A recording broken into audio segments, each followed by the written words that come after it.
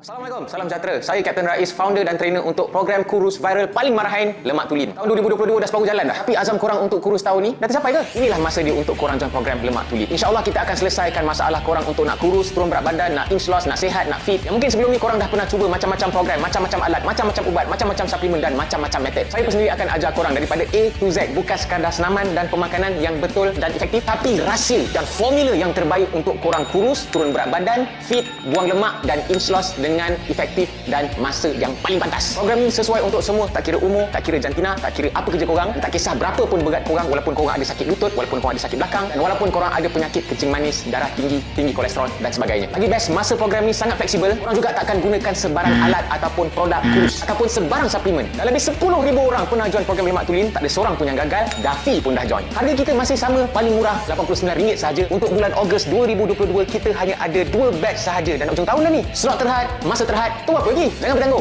Klik link dekat bawah untuk daftar program kurus viral paling marahin, Program Lemak Tulin. jangan menyesal.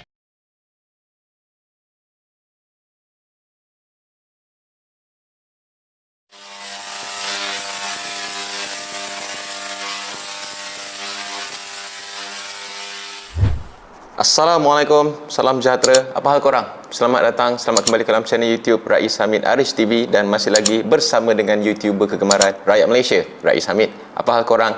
Check it out now. Ya berdebu, let's go. Come on yo. Allahumma salli ala Muhammad wa ala ali Muhammad. Kepada korang yang masih belum tekan butang subscribe, tolong subscribe sekarang channel YouTube Rais Hamid. InsyaAllah kita akan terus memberikan konten-konten yang insyaAllah boleh merungkai segala kemaslahatan yang berlaku dekat sosial media sekarang ni. Sebagai kita tahu, dekat sosial media ramai yang pelatau dan insyaAllah boleh dijadikan asbab kebaikan untuk kita semua dunia dan akhirat. InsyaAllah tekan butang subscribe itu sekarang.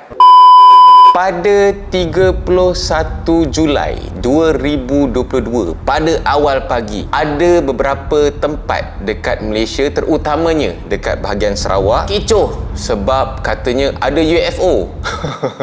Tak adalah, cerita dia macam ni. Dekat langit ada orang sempat nampak dan ada juga yang sempat merakam video, ada beberapa objek bercahaya macam sekawan gitu kelihatan terbang dekat ruang angkasa, dekat langit lah. Aku percaya ramai yang dah tengok berita dekat portal-portal media, portal-portal berita dan sebagainya, dekat berita pun dah keluar, itu bukan UFO ataupun Decepticon seperti yang telah disahkan sendiri oleh Agensi Angkasa Malaysia melalui Kementerian Sains, Teknologi dan Inovasi. Itu adalah serpihan roket daripada negara China yang meletup dan juga telah memasuki ruang udara negara kita, iaitu Long March 5 Bravo. Long March 5 Bravo ni sebenarnya adalah modul makmal angkasa yang diterbangkan oleh roket penerbangan GB-Y3 yang akan disambungkan ke stesen angkasa Tiangong milik China yang sebenarnya telah dilancarkan pada tanggal 24 Julai 2022. Melalui info yang aku dapat daripada geng-geng astronomi, katanya serpihan roket yang meletup tu memasuki ruang udara melalui Lautan Hindi dan bergerak ke timur laut dan seterusnya melalui Sarawak. Lepas tu dia pergi ke Brunei dan seterusnya jatuh ke Laut Sulu, berhampiran Kepulauan Palawan dekat Filipina sana. Dan ini sebenarnya bukannya pertama kali benda macam ni jadi dekat seluruh dunia. Sebenarnya dah terjadi sebanyak 4 kali dan empat kali ni berpunca daripada roket daripada China lah. Kalau diikutkan rekod sebelum ni, ada yang jatuh dekat Lautan Pasifik, ada juga yang jatuh dekat Ivory Coast dan ada juga yang jatuh dekat negara India. Yang dekat India tu lebih kurang baru juga dalam April 2022. Kalau korang nak tahu, roket-roket ni meletup dan jatuh sebenarnya bila roket-roket ni dia dah tak bagi data lagi dekat negara China. Dan bila benda-benda ni dah stop beroperasi dan makin lama benda ni makin mereput dan tinggal nak jatuh je lah. Dan masalah dia dekat sini, bila stesen-stesen angkasa ni dah mati, dah tak beroperasi, pihak China dia lepas tangan tau. Macam alah dah rosak, biarlah, bukan hal aku. Diorang pun sebenarnya dah jangkakan bahawa benda-benda dekat angkasa ni akan jatuh dekat bumi. Tapi masalahnya diorang tak bagi tahu pun. Dan benda ni memang tak boleh dikawal lagi dan sepatutnya sepatutnya diorang kena ambil tahulah juga, seperti contohnya diorang bagi prediction bila benda ni dijangkakan meletup masuk ke bumi balik. Sepatutnya diorang kena share juga masa, tarikh dan juga trajektori yang dijangkakan akan masuk ke bumi. Kita maybe boleh harapkan yang Malaysia akan bagi nota bantahan lah kepada negara China mengenai perkara ini. Tapi yang menarik lagi dekat sini yang aku nak share dekat korang, kita tengok apa komen-komen palatau yang aku jumpa dekat internet, dan insyaAllah kita boleh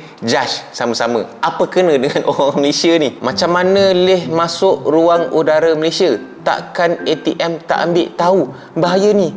Weh, apa benda nak salahkan ATM? ATM juga yang korang salahkan. Aduh, hai. Takkan tengok je apa kata Menteri Pertahanan, pula dah Menteri Pertahanan yang pula yang salah. Kenapa tak salahkan Menteri Kebudayaan je? ATM Malaysia tidur ke? Tak ada bunyi apa pun kat media, nanti mesti dia cakap tak ada apa-apa, cuma lalu je. Kan dah keluar dekat berita, memang benda tu lalu je. Benda tu adalah serpihan yang memang tak ada kawalan ke atasnya pun. Setahu saya, mana boleh apa-apa pun roket dari negara luar main lintas bagai. Setahu saya lah, sebab setiap negara akan ada pertahanannya. La ilaha illallah Muhammadur Rasulullah. Itu bukan roket terbang lalu suka-suka hati, itu serpihan daripada benda roket berjadah dia yang dah meletup. Benda dah meletup, dah tinggal serpihan, macam mana nak kawal? Nanti timbul penyakit penyakit apa benda pula ni? Ni geng-geng eschatology lah ni. Mulalah akhir zaman lah, dajjal lah, benda lah. Sepatutnya menteri kena ambil tindakan ni. Okey, yang ni aku setujulah, sebab aku rasa menteri kita, mungkin kementerian luar lah, boleh memberi nota bantahan lah kepada China. Yang sepatutnya diorang kena ambil tahulah, bagi kita data, trajektori, masa, tarikh yang dijangkakan benda tu akan masuk dekat bumi lah. Kira ancaman keselamatan? Tak, dia tak kacau keselamatan, dia tak kacau, dia lalu je. Kalau jatuh di Malaysia membahayakan nyawa rakyat, adakah ATM?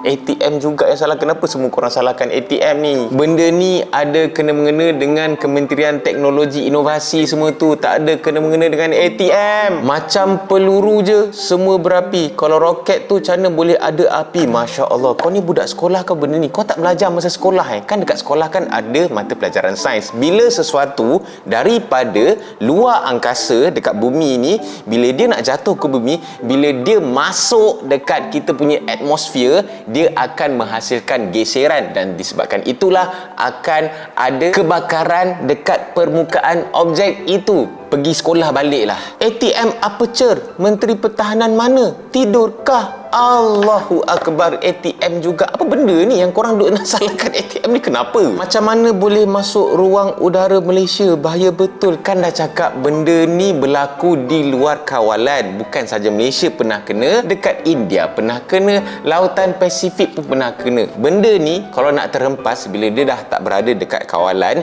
dia boleh jatuh dekat mana-mana je. Faham tak? Dan nasib kita tak baiklah, sebab dia lalu dekat Malaysia. Dia tak jatuh kat Malaysia, dia jatuh dekat Lautan Sulu. Cuba bayangkan kalau tu peluru berpadu China serang Malaysia, macam mana bila masa pula China nak serang Malaysia ni? Sabah Sarawak dah tentu tak ada ni nak bagi tahulah, dekat Sabah Sarawak ada air defense, di bawah tentera udara Diraja Malaysia. Percayalah ada. Aku orang TDM. Yang ni aku ambil sebenarnya daripada TikTok yang ada orang share dekat aku lah. Bila tengok komen-komen korang ni, aku nasihatkan korang kan, kalau nak bagi satu komen tu, bagilah yang nampak bijak sikit. Nampak bodoh sangat dah korang ni. Aku nak bagi clear sikit dekat sini, benda ni semua tak ada kena-mengena dengan ATM ataupun Kementerian Pertahanan. Ini bukanlah daripada musuh ke, ancaman keselamatan ke, tak ada. Macam yang aku bagi tahu dalam petikan berita tadi, benda ni ada kena-mengena dengan Agensi Angkasa Malaysia dan juga Kementerian Sains, Teknologi dan Inovasi. Macam yang aku cakap tadi, mungkin Malaysia boleh hantar nota bantahan kepada China, sebab benda ni masih lagi boleh membahayakan rakyat Malaysia. Sebab kita tak tahu benda ni boleh jatuh dan mungkin boleh terhempas dekat tempat-tempat yang mungkin ramai orang. Sebab sepatutnya macam aku cakap tadi juga, China perlu kongsi dekat kita data, tarikh, masa dan trajektori yang dijangkakan benda ni akan terhempas. Apa tu trajektori? Trajektori tu adalah laluan yang dijangkakan terhadap objek yang tidak ada kawalan ke atasnya. Jadi kalau korang rasa video ni bermanfaat, korang bolehlah share video ni, dan sekiranya korang ada sebarang komen, bolehlah komen. Kadang-kadang aku tak larat bila membaca komen-komen yang ini bukan palatau dah ni, ini dah memang tak ada otak dah ni, okey, daripada social media, especially daripada TikTok lah. Aduh, ini pun insyaAllah banyak lagi konten-konten yang aku akan bagi pencerahan terhadap orang-orang warga lah, okey, aku boleh katakan sebagai mazhab daripada TikTok ni. Dan insyaAllah korang bolehlah tekan butang like, butang subscribe dan juga butang loceng untuk notification video-video daripada channel YouTube Rais Hamid selepas ini. InsyaAllah sudah-sudahlah, okey, korang ni bukannya apa, kena banyak membaca. Dan membaca itu bukan membaca daripada TikTok, bukan membaca daripada Facebook, tapi bacalah daripada sumber-sumber sahih daripada orang-orang yang legit, yang pakar dalam bidang dia. Bukan main baca dekat Facebook, tak siapa-siapa tulis, lepas tu korang pergi share, lepas tu kecoh, takut orang semua. Okey, semoga kita diberikan taufik dan hidayah, baiki amalan kita. InsyaAllah semoga kita diluaskan rezeki dan dipermudahkan urusan. Kita jumpa lagi dalam next video. Assalamualaikum, bye bye, see ya.